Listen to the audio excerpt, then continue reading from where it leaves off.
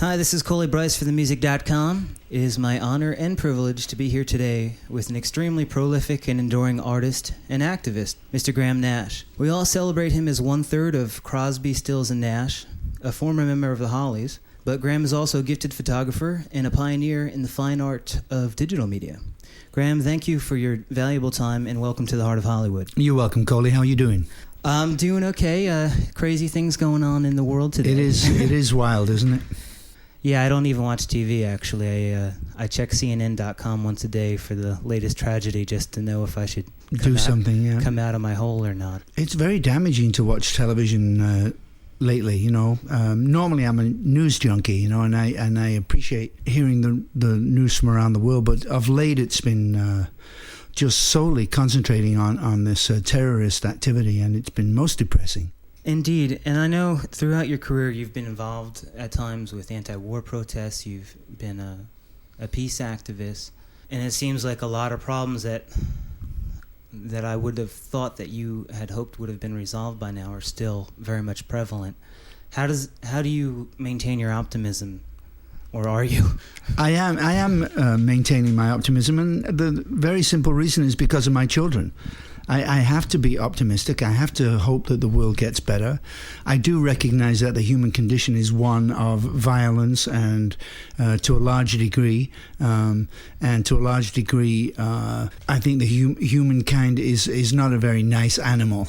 I do try and concentrate on the positive things that are happening, on the positive technology that's taking place, on the optimistic side of everything. But it's getting more and more difficult as these days go on. Would you agree that there's a need for our sociological progress, as humanity is being outpaced by our technological innovation, and we are in effect kind of like the species in an adolescent evolutionary stage, without a commensurate level of development morally? And I think your point is well taken as it regards America. America's a very young country. It's only just over a couple of 100 years old. Most of the people that we are at war against right now have civilizations that are thousands of years old. When I think we are an adolescent child when it comes to the development of cultures.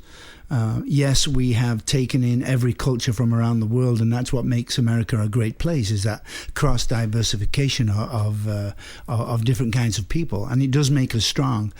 But I've been doing a lot of interviews lately, and one of the main things that I want to bring up to people is that we need to really find out why it is that America is so hated. What has our foreign policy done in the last 50, 100 years to bring us to this point where people would attack us so vehemently and so violently? Do you find it disturbing that there seems to be little tolerance among the public for even suggesting things of that nature? I know that, I've tried to suggest things as well in conversation. I mean, I know vegan hippies that were ready to join the Marines when this happened, and I think it's disturbing that there's even a lack of tolerance for any type of alternative viewpoint or an expanded consciousness about taking a deeper look at it. Well, what happens is that you want to unify the country and make them all feel on the same side, but the way that you do that is by patriotism and the flag and the gung-ho attitude of a lot of people. My country, right or wrong. Yeah, but unfortunately, it's my country, right or wrong, and there's a lot of right with this country. That's why I chose to become an American citizen. I'm very proud of being an American citizen. I've been here for 30-odd years now.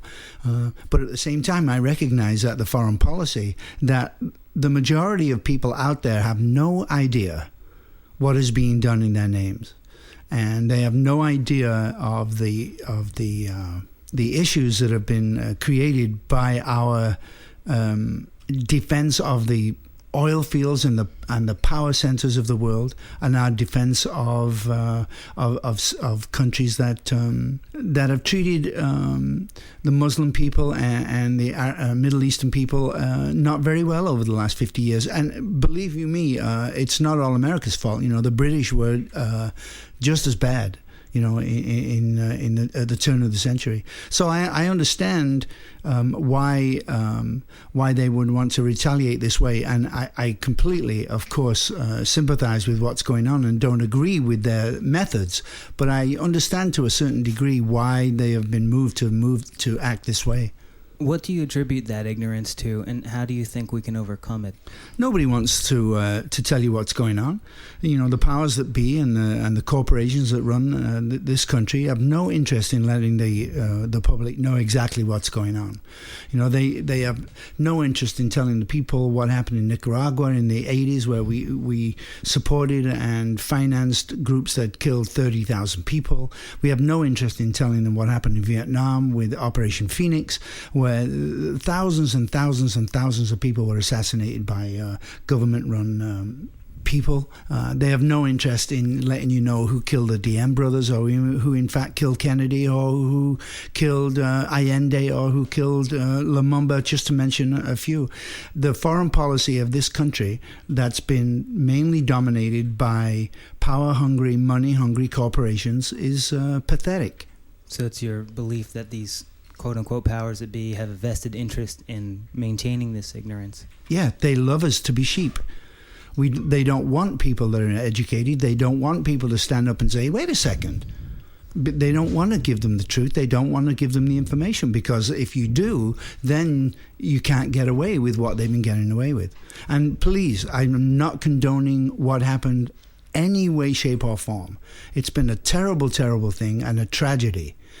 But at the same time, we must understand what brought us to this point. It's a root of opportunity as well to look at ourselves, within ourselves as well as our society as a whole. I think we have to do that, and I think we also have to be more inquisitive as to what's going on in the world and what's going on in our name. Good points. I'm going to lighten things up just a hair, actually. Yeah, let's. But thank you very much. It was a very remarkable insight. Well, it's just the way I feel, TheMusic.com has a marketing slogan that says, "Come out of the herd and be heard." It's kind of That's great. That's great. October 15th, Classic Records, a small audiophile label in Hollywood, released Songs for Beginners on vinyl. How does it feel to be putting out a good old-fashioned record in the year 2001? It was very interesting revisiting the master tapes. First of all, the master tapes, I've been storing them in good conditions for the last 30-odd years, as I do with all CSN stuff.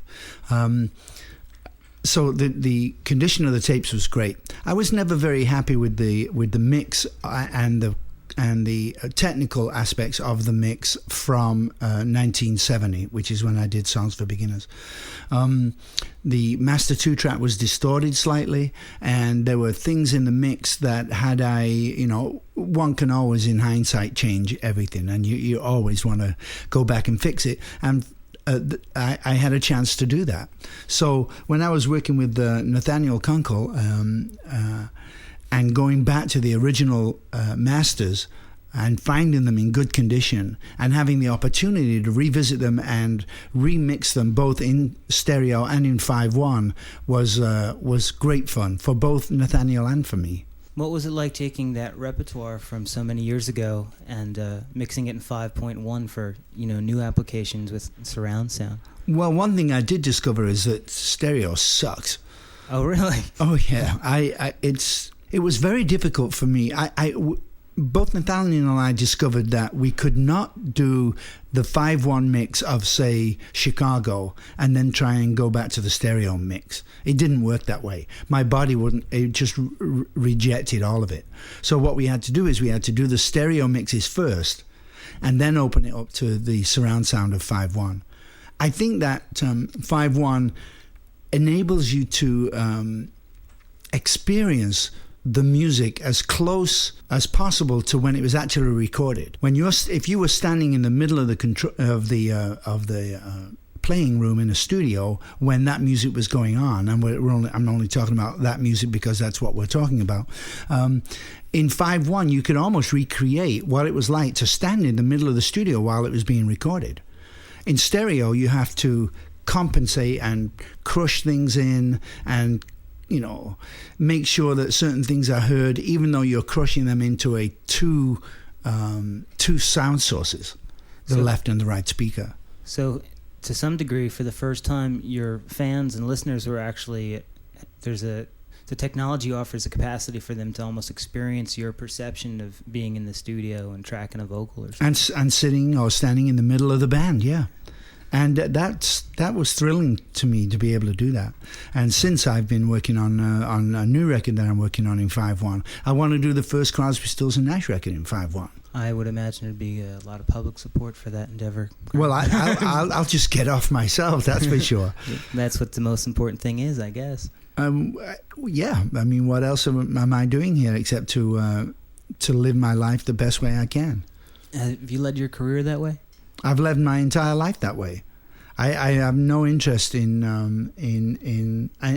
you got to understand, I'm an extremely lucky man. I left home at 18. I went to London, and by 20, was cutting hit records, and I never looked back since. And I've since then never had a job, although I work, as hard, if not harder, than most people. But it's at something that I love to do, and what I love to do is create. And whether that creation takes the form of music or recording or photographing or collecting or sculpting, it makes no difference to me. So I'm lucky enough to be able to live my life the way I want to live it without anybody ever telling me what to do. That's an enviable position to be in. Tell me about it, and I thank God for it every single day. Tell me, a large percentage of the people visiting themusic.com are aspiring artists themselves. I was wondering what your thoughts were. If you've ever considered the perspective of an aspiring artist in this day and age of the mischievous MP3 file and distribution of audio content via the web and things of that nature. I think technology just makes music more available to more people on more levels. I really don't care about any of that in a way. I'm only trying to write songs that speak to what it is that I want to write about, and I only write for myself. I don't write for you. I write for me. And I think that if I can interest me or make myself think about situations differently, then I stand a chance of doing the same for you.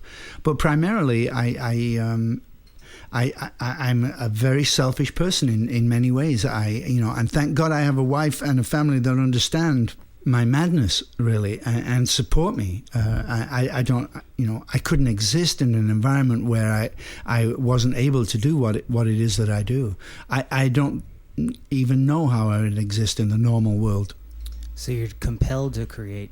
Yeah, I have no choice, and that's the great thing about this. I don't sit down and at 9 o'clock in the morning and say, okay, I have to write.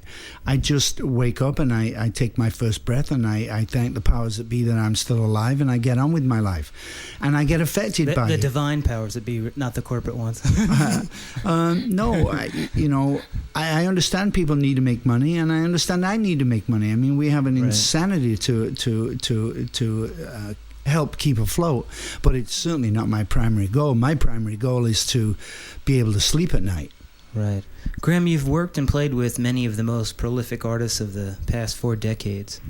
What musical memory comes most readily to mind? The night in 1990 when Crosby, Stills and Nash were in Toledo, Ohio, and we were in the hotel, and we were there on Friday, and our show wasn't until Saturday, and the phone rang, and it was Phil Everly on the phone, and having gotten over the shock of it being Phil, although we've known each other for a number of years, not well, but certainly I've met him a lot, asking, why are you calling me in Toledo, Ohio? He said, well, our show's here tonight. We're in the same hotel. Do you want to come to the show?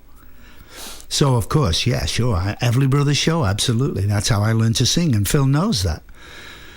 So I go on their bus, and we go down to the gig, and we're eating rubber chicken at 5 o'clock like every other rock and roll band, And Don looks at me across the table and goes, okay, what are you going to sing? I'm dying.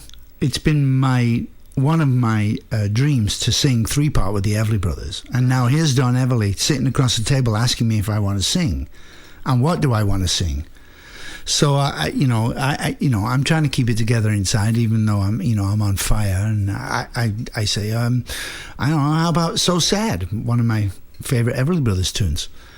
And so he calls for a guitar, and he just runs down the chorus. And I said, yeah, I got it, And Phil said, well, I'll go underneath Don. Why don't you take my part? I said, why would you do that? He said, because, my part's high, I said, I know, but I learned how to sing, because you sang high and then Don had the melody and I sang on top of you. I said, don't move. Just do what you do. I'll see what we can do. And I have a board tape. Oh, gosh. Of me singing So Sad, 3-part with the Everly Brothers. That it's one of the musical highlights of my life. I'm sure it's all over Napster, too.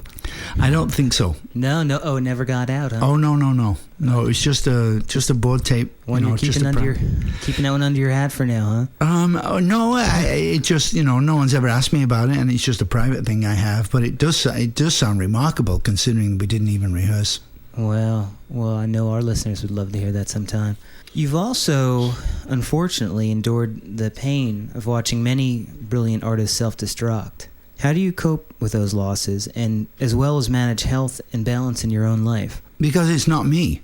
I can only deal with myself. I think before you can help anyone, you have to try and help yourself as much as possible. And then there's love. Specifically, I love Crosby. He's been one of my best friends for, almost 35, 40 years now.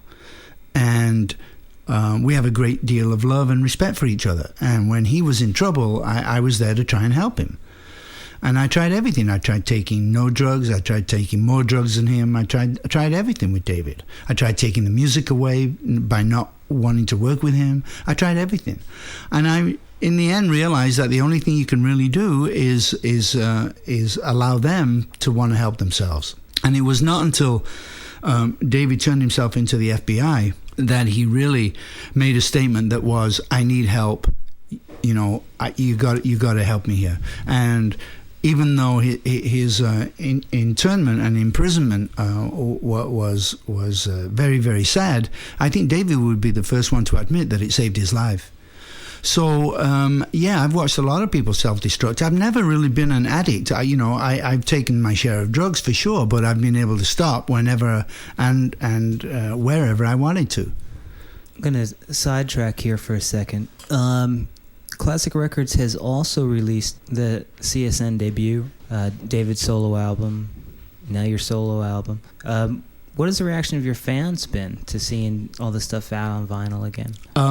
The people that are into vinyl, that as I believe, vinyl sounds better than digital to me every time. Maybe it's because that's what I've been used to all my life. Whatever reasons, it just sounds better to me.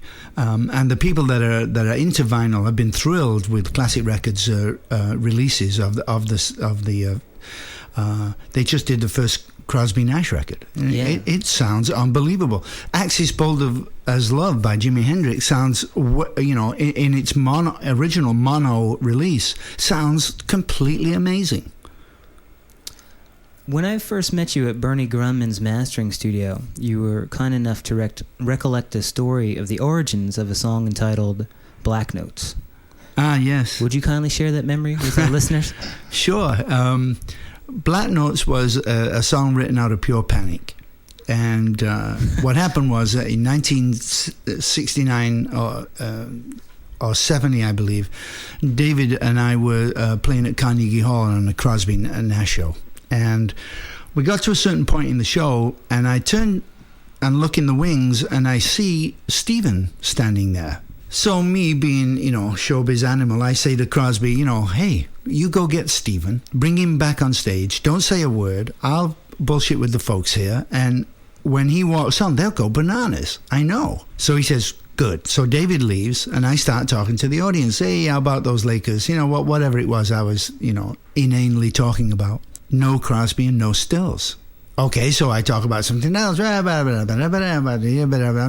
just talking, filling in time for David and Stephen to come on stage. At Carnegie Hall, no less. At Carnegie Hall. Still no Crosby and no stills. So now I'm panicking. So I go, hey, let's go over to the piano. So I go over to the piano and I just start banging around on the Black Notes. And I start to, out of panic, fill in time and wrote this song instantly on stage at Carnegie Hall, waiting for David and Stephen, who were downstairs in the dressing room getting high. And when they came back, they had a totally different perception of time. Oh, you got that right. They weren't linear at that particular moment. No. So they actually did, in fact, come back, and we went on with the show, and we were recording that night. And when I go back and listen to this incredibly, what I felt to be an insanely awkward moment for me, it actually turned out pretty good, because I had this funny little song called Black Notes that was just played on the black keys, and just about me sitting there, and if I can do this, then anybody out there can do the same thing, and we can all write, and it's no big deal. Well, it's funny. I actually... I went to my home studio after that day, and I did fool around on a keyboard with the black, and I felt quite accomplished, actually. Yeah, you can't play a bad note on the black keys. You just stick to the black ones. It's jazz. You're also very, very heavily involved in another endeavor that not as many people know about. You're a photographer. I've been making images longer than I've been making music. I got a camera off my dad when I was 11. I'm afraid I have to trouble you for one more recollection. You had mentioned also at Bernie's a time that you were in the studio, Crosby, Stills and Nash, the Grateful Dead, and Jefferson Airplane all at once. Yes. I can't even imagine what the hell was going on in there. A lot of smoking. A lot of people getting high.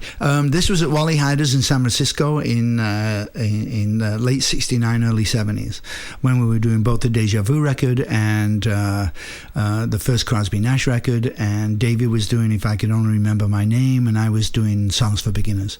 A lot of music, a lot of interaction. We had 3 different studios in the same building, and we'd finish a track and go down and watch what they were doing, and then they'd come, watch what we were doing. And I think it's well known that the Grateful Dead learned a lot from watching us sing around one microphone and getting advice from us about how to sing. They were very nervous about singing. We'd been singing all our lives. I mean, I'd been making hit records for 6 or 7 years by that time. So all that stuff was tracked on one vocal, those harmonies. A lot of them were. Yeah, we just get an air blend around. You see, it sounds different when.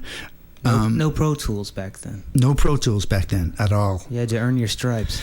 Yeah, well, you still do. You can't no amount of Pro Tools will make a bad song good. No amount of Pro Tools will make a horrible sounding record sound good. It just won't. It can certainly help, and it's a very interesting tool, but you've got to get it right from the beginning. Yeah. All the same, I would be interested to see some contemporary artists do their harmonies live on one microphone. Well, that's what happened with the last Crosby, Stills, Nash and Young record. You see, David and Stephen and I had gotten into bad habits because we work at different speeds.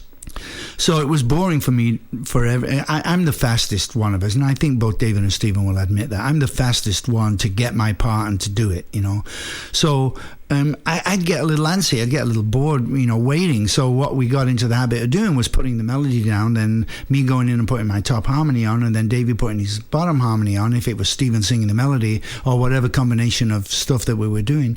But it doesn't sound as good as if you get an air blend with 3 voices in the air and then stick a microphone in the middle of it. It doesn't sound as good. And Neil was very correct in pointing that out to us when we started the last Crosby, Stills, Nash and Young record. He got us back to doing what it was that we'd forgotten that we do best. Incidentally, what did you think of Neil's performance of Imagine on the telethon a few weeks back? I talked to Neil 3 nights ago about this very subject, and I was particularly moved. I thought that he succeeded brilliantly in evoking the spirit of John Lennon. I thought he performed it well. I thought the mix was fabulous. I thought the band was fabulous. I thought his ad-lib on, Imagine No Possessions, I Wonder If I Can, instead of If You Can. I found the whole thing to be by far the most moving performance on that entire special, and there were some good moving performances. I would agree. It wasn't just the vocal performance that was haunting, even the piano, which is startling. Neil told me that he studied the record for 3 days of Imagine before he did it. And for Neil Young to spend 3 days on anyone else's music is a huge compliment, because he's so driven himself with his own music. So when I found out that he'd actually studied it for 3 days, I realized why it was so brilliant. I have to ask you one more question because I drive a 1972 VW bus with Grateful Dead stickers on it. What recollections do you have of Jerry Garcia? One recollection I have of Garcia was the night I asked him to play pedal steel. I'd heard from Phil Lesh that he was fooling around with the pedal steel, and he debuts those abilities, I think. Yeah, he did. He said, well, I'm not, I can't really play it, but I do. I said, well, do me a favor, why don't you bring it into the studio and play on this track? And he played 2 tracks. I was leaving the next morning for London to mix the record at Olympic with Glyn Johns. And so I was kind of running out of time, but that wasn't the reason why I only had him do 2 tracks. He'd already done his part. He overdubbed his part brilliantly. I think he heard a couple of mistakes in there that didn't bother me at all. So I went with the original track with a couple of lines from the second track that he did. And it was the very first time that Garcia ever played pedal steel on anything. And it's quite a moment for me. And that's on Songs for Beginners? No, that was on Deja Vu. That was on Deja Vu? That Teach Your Children was on Deja Vu, yes.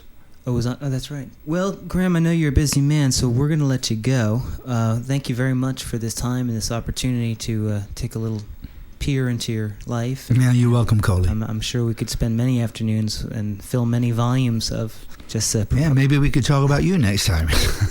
Well, I'm a happy man. I found out that I'm going to have a very healthy newborn son in a couple months. Fantastic. So, boy, your life is about to change big time. Well, I do have one daughter already, so it will be augmented. Yeah, but, the child of a different sex is completely different. You think, well, it's just a child, and the basics are all the same. But the difference between my boys and my daughter is enormous. Really? My emotional response to both of them, when the boys fell down, it's, hey, come on, get up, you'll be fine. My girl falls down, hey, stop this world a second. Yeah, I feel a little bit of that already. It's funny. I feel myself posturing in all these machismo kind of ways. Like, it's very interesting. What am I doing? Yeah, and the wonderful thing is there's no book. You can't turn to page 43 and read the instructions on what you have to do next. You're doing it purely from your heart and from your instincts, and you'll do a fabulous job. I hope so. Thank you for your well wishes. In closing, with the way the world is headed right now, what is your advice for finding peace and harmony within ourselves? It's a difficult question right now. I obviously believe that the people that killed, roughly, and even that's weird, roughly 5,000 people. We should have an exact number because every single one of them is a soul that needs to be revered. But, who can get an exact number now? So let's just say for, that 5,000 people were killed in New York on September 11. I think the people that did it should be punished, obviously. I'm not so sure that the targets that we are targeting in Afghanistan now are the correct targets. I think that a lot of them, the terrorists are over here and in different parts of the world. Germany, Indonesia, Libya, Syria, Iraq, Iran. How do we undo this? I think that we have to understand that there are people that believe differently than we do. This country is built on different beliefs, but we don't seem to be able to allow other people, especially Middle Eastern countries, believe what they want to believe. Our culture is offensive to them. The tits and ass that go on in our television show and our movies is offensive to them. The fact that we have armaments on there, what they consider to be holy soil, is offensive to them. And I think we have to start understanding all that and dealing with the very root causes of what provokes people to attack us this way. And I think it will be a long, drawn-out process, and I'm not so sure how one goes forward doing that, but I think that's what we have to do. Graham, thank you. I think that is a very useful insight at this time. And I appreciate it. Thank you. It's been an honor and privilege to have you here in the heart of Hollywood on themusic.com.